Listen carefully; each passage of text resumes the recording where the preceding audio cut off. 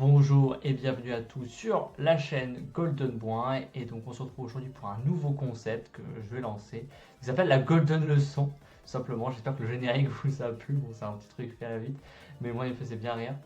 Et donc en fait, le but là c'est d'améliorer votre vision compétitive et de comprendre un peu mieux les mécaniques du jeu en fait, et donc comment prendre l'avantage sur votre adversaire et tout simplement devenir meilleur au jeu de cartes Dragon Ball Super Card Game, jeu que nous adorons tous. Parce que bon, s'amuser avec des decks à thème c'est super cool, mais ce qui est en plus cool, c'est de gagner. On va pas se mentir, gagner c'est toujours gratifiant, et donc je suis là pour ça.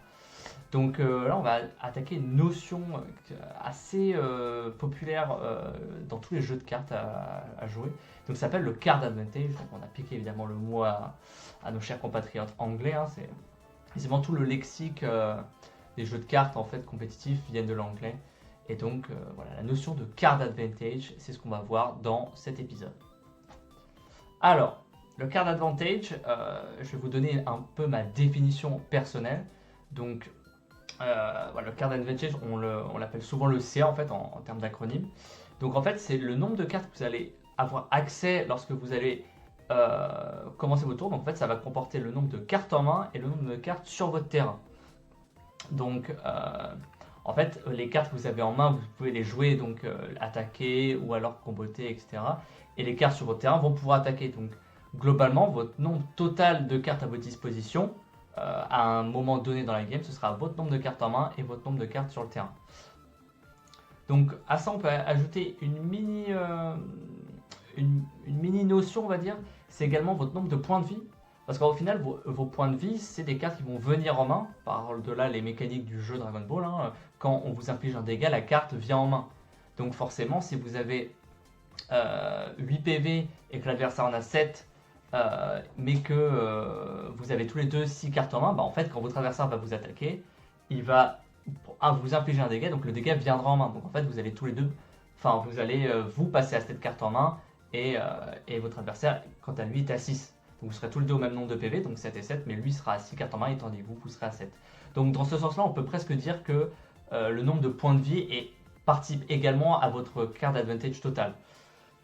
Donc moi j'appelle ça sous forme d'un nombre, mais en fait c'est surtout la différence. C'est-à-dire que vous comptez le nombre de CA à vous et le nombre de CA adverse, et ça vous permet de déterminer qui a l'avantage sur la game, qui possède le plus de cartes et donc qui a le plus de ressources. Parce que dans un jeu, en général, ce qui vous fait gagner, c'est plus vous avez de ressources, plus vous gagnez. Voilà. Après, on pourra dire les ressources, c'est pas ce qui compte. Ce qui compte, c'est ce que vous en faites. Et donc voilà. Mais globalement, celui qui a le plus de ressources va gagner la partie, ou en tout cas est dans un bon avantage. Donc vous avez peut-être souvent entendu des gens dire qu'une carte fait du plus 1 ou qu'elle fait du moins 1, etc. Et en fait, tout simplement, une carte qui fait du plus 1, c'est une carte qui va augmenter votre CA. Donc si vous êtes à 6 en main et 1 sur le terrain, et que par l'effet d'une carte vous passez à 7 en main et que vous gardez votre carte sur le terrain, donc vous serez passé d'un nombre total de 7, donc 1 sur le terrain et 6 en main, donc 7, à 8, 1 sur le terrain et 7 en main, donc 1 plus 7, 8. Donc vous avez fait un plus 1 en passant votre CA de 7 à 8. Voilà, tout simplement. Donc maintenant que j'ai expliqué tout ça, on va pouvoir voir un peu sur un terrain à quoi ça ressemble en fait un terrain. Parce que là, tout ce que je vous dis, ça fait un peu mathématique et tout. Mais là, on va pouvoir compter et voir sur un vrai terrain à quoi ça ressemble. Donc voilà, on va prendre un terrain classique. Donc là, on a un sous-striker qui a son unisson posé, donc à 6 cartes en main, qui a son unisson et un petit Trunks sur le terrain. Tandis qu'on a Golden, donc qui est éveillé à 4 PV, et donc le leader sous-striker lui est à 6 PV parce qu'il a pu s'éveiller avec sa condition d'éveil alternative. Donc Golden a un petit peu plus de cartes en main, il a 8 en main, et il a un Bardock Ape sur le terrain. Donc là, on va voir ensemble, on va pouvoir expliquer un peu on va pouvoir voir ce que j'ai expliqué précédemment. Donc concrètement, le CA du sous-striker se compose de 6 cartes en main. Voilà. Il possède 2 cartes sur le terrain, son unisson et son Trunks, parce que ces 2 cartes-là vont pouvoir attaquer ou le défendre. Voilà. Donc le CA du sous-striker est donc de 8, 6 plus 2, 8. Et ensuite, si on ajoute la notion de PV, il a 6 PV. Donc on va dire que si on compte les PV en termes de CA, parce que les PV vont au bout d'un moment venir en main parce que votre adversaire va vous attaquer, eh bien, Sous-Striker a un CA global de 14. Maintenant, passons du côté de Golden. Golden, lui, a 8 en main et 1 sur le terrain. Donc globalement, il a 9 de CA. Donc là, on peut dire que Golden, il a l'avantage face à Striker.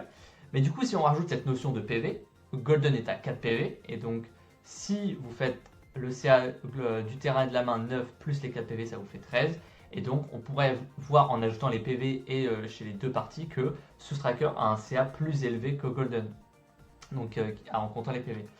Alors là, c'est, on va dire, très mathématique, c'est très simpliste. Mais évidemment, certaines cartes, typiquement l'unisson Raditz, débloquent des effets surpuissants. Donc on pourrait se dire que la qualité d'une carte sur le terrain n'est pas équivalente à la qualité d'une autre carte en fait sur le board.